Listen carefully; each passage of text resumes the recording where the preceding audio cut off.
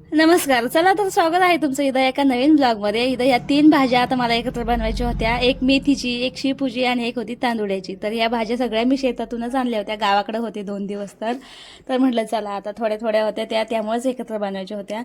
आणि भाजी बनवायला मी लागलेच तर दादूचे पप्पा आणि दादू आला, कारण की ते गेले होते बाहेर. दादूचं खूप रडणं चालू होतं, मला हेडफोन पाहिजे पाहिजे, खूप त्याला येडे लागलं होतं. तर त्याचे पप्पा त्याला घेऊन गेले होते. हे बघा लगेच हेडफोन घेऊन आला. 250 रुपयाला एक भेटतंय. अजून याची काही रेट कमी होईना.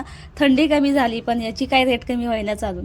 तर येताना पाणीपुरी दिसली असून त्याला, मग पाणीपुरीही घेऊन आला, कारण की त्यालाही खूप आमच्यासारखं येडं आहे पाणीपुरी खायचं.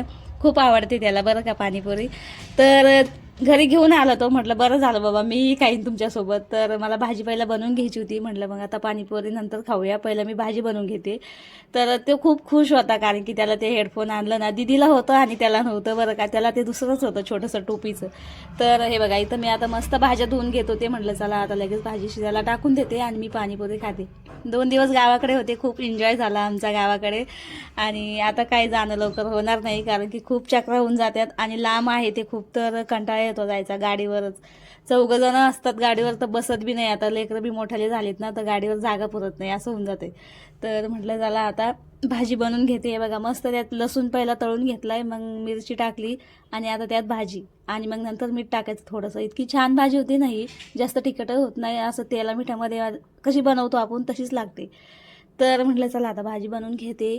शिजूच तोपर्यंत मी मस्त पाणीपुरी खाते, दादू आणि मी. तर भाजी मी इथं शिजायला टाकून दिली होती. पाणी वगैरे काही त्यात टाकत नाही, त्याला खूप पाणी सुटते. जसे मी भाज्या तिन्ही तसेच आहे ना, त्यांना पाणी सुटून जाते, त्यामुळे त्यात काही पाणी टाकायची गरज नाही. तर म्हटलं चला आता भाजी शिजूस्तोवर मी मस्त इथं पाणीपुरी खात होते. दादूही खात होता. दिदी नव्हती पाणीपुरी खायला, कारण की दिदी आजीकडे गेली होती.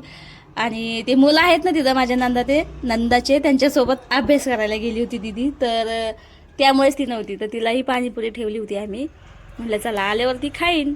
तर इथं पाणीपुरी खाऊन झाली होती माझी आणि लगेच आता मी स्वयंपाकाला लागले होते, कारण की मला स्वयंपाक करायचा होता आणि काही एवढा टाईम तर नव्हताच झालेला. आम्ही 9ला जेवत असतो आणि म्हटलं चला आपण लवकर बनवून घेतलेलं बरं असतंय. मग नंतर ना मुलांनाही भूक लागते जास्त उशीर झाला की, आणि मग ते झोपायचं बी असतं त्यांना. मग कधी कधी ते जेवतही नाही, तसेच झोपतात, असं होऊन जातं. त्यामुळे मी पटकन स्वयंपाक बनवून घेत असते संध्याकाळचा. तर चला मग भेटूया पुढच्या व्हिडिओमध्ये. मी इथंच माझी ब्लॉगची एंड करते. बाय.